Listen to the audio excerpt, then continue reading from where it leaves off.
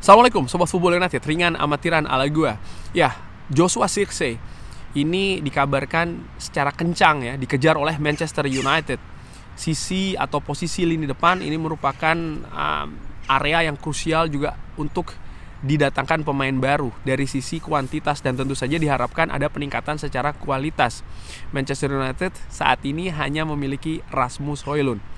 Di beberapa video sebelumnya gua sudah mengidentifikasi kalau kenapa Joshua Zirkzee yang diincar, karena memang profilnya kurang lebih sama dengan Rasmus Højlund. Tapi pertanyaannya adalah, ketika profilnya sama, akankah atau bisakah kedua pemain ini dimainkan secara bersama-sama?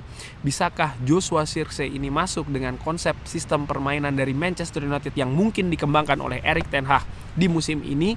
Seperti apa situasinya? Oke, ini merupakan formasi dari Manchester United musim lalu yang banyak dimainkan ya, yaitu adalah 4-1-2-3 atau 4-1-4-1 dengan menempatkan Rasmus Højlund di depan dan memiliki dua support di posisi gelandang serang, ada Bruno Fernandes dan juga ada Kobbie Mainoo di posisi MC menurut gua, dan posisi defensive midfielder ini ada seorang Casemiro. Dan di video kali ini gue juga akan membahas terkait dengan Matthijs de Ligt serta Ugarte yang kemungkinan juga datang ke Manchester United. Akan seperti apa ya?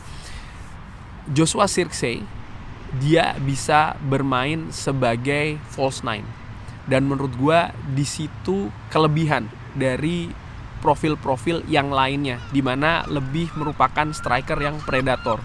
Sehingga misalnya Rasmus Højlund berhalangan atau sedang dalam situasi yang tidak memungkinkan, atau bahkan Joshua Zirkzee tampil lebih memukau di Carrington, dia punya peluang yang besar untuk mengambil posisi lini depan dari Rasmus Højlund.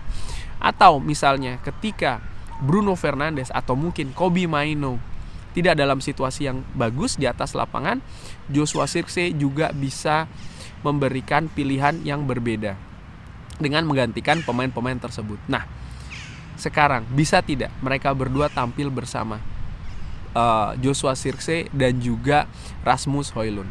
Ya, kalau ingin menampilkan kedua pemain ini, menurut gua Manchester United bisa memakai formasi 4-2-2-2.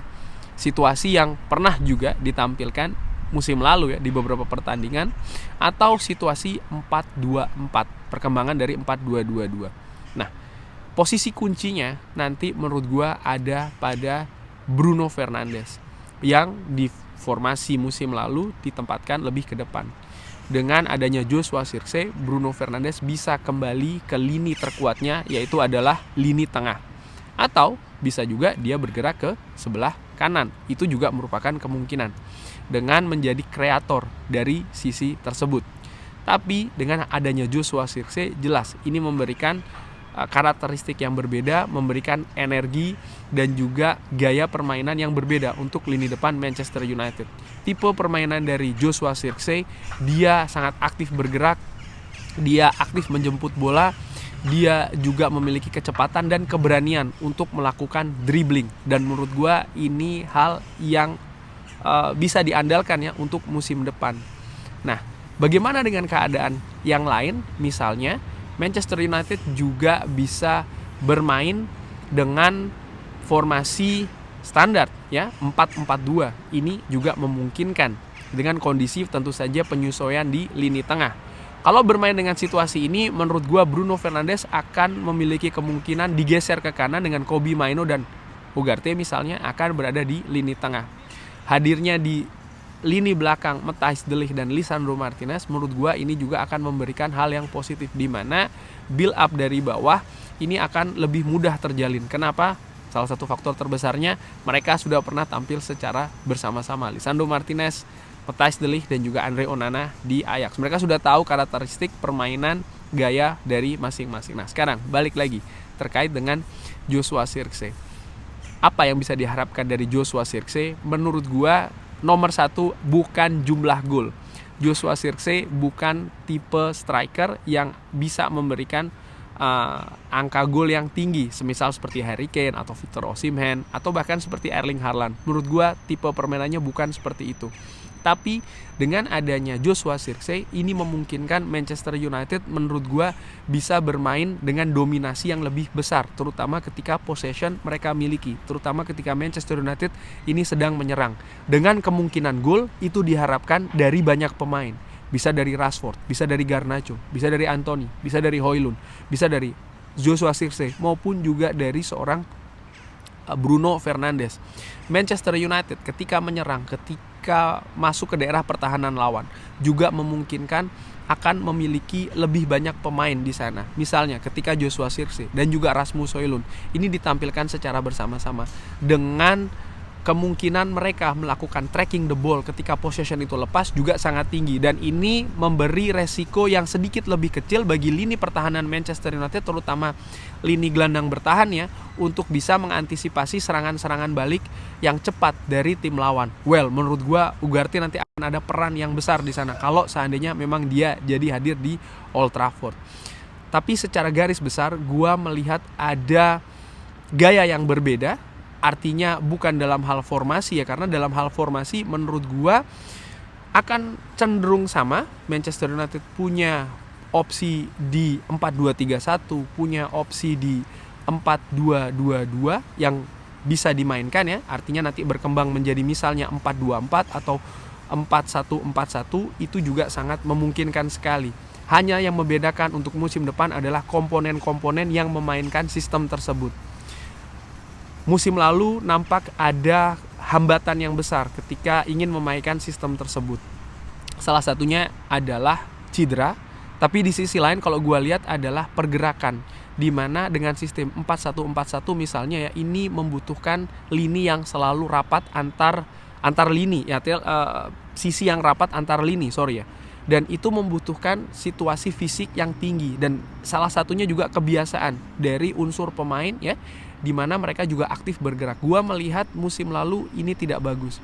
Dan semoga dengan hadirnya tenaga-tenaga muda yang gua harapkan dalam hari ini adalah Joshua Zirkzee, lalu juga Matthijs de Ligt dan tentu saja Ugarte ya, ini bisa menutupi gap tersebut. Ini bisa membuat juga Manchester United bisa lebih bagus dalam bermain dengan sistem 4-1-4-1 atau 4-2-2-2. Dua sistem yang menurut gua sangat mungkin menjadi sumbu ya dari Manchester United bermain sepak bola musim depan. Dan sebelum gue akhiri video ini, Joshua Zirkzee sekali lagi ini gue lihat akan memberikan warna yang berbeda untuk lini depan Manchester United. Ada beberapa tanggapan yang mengatakan kenapa kalau dia bagus, kalau seandainya dia bagus, kenapa dia tidak dimainkan oleh Ronald Koeman? Gue melihat Ronald Koeman itu dalam memainkan atau memberikan kesempatan dan juga memainkan formasi misalnya di tim nasional Belanda, ini ada unsur KNVB, di mana ada unsur lain di samping juga teknis permainan di atas lapangan secara langsung, tapi juga diperhatikan ya hal-hal yang akan terjadi di masa datang, perkembangan development dari pemain ini juga penting, dan ini tentu saja juga dengan kesempatan yang diberikan. Gua yakin Joshua Zirkzee akan mendapatkan kesempatan bermain di periode-periode mendatang. Sistem bermain mungkin agak sedikit berbeda ya dengan yang biasa dimainkan oleh Joshua Zirkzee di Bolonya dengan saat ini Ronald Koeman di tim nasional Belanda. Tapi sekali lagi kalau dia memang bisa menurut gua membuktikan kemampuan dirinya di Manchester United, gua yakin kesempatan di tim nasional Belanda ini akan datang lebih banyak dengan sendirinya. Regenerasi di tim nasional Belanda ini juga terus terjadi. Ada pemain-pemain yang menurut gue akan selesai secara setelah Euro ya, dan ada Nation League, ada kualifikasi Piala Dunia, dan nanti akan ada Piala Dunia di mana bisa terjadi sekali ya. Panggung tersebut akan menjadi salah satunya untuk Joshua Zirkzee. Kurang lebih demikian. Terima kasih sudah menyaksikan. Jangan lupa like, share, dan juga subscribe. Wassalamualaikum warahmatullahi wabarakatuh. Thank you.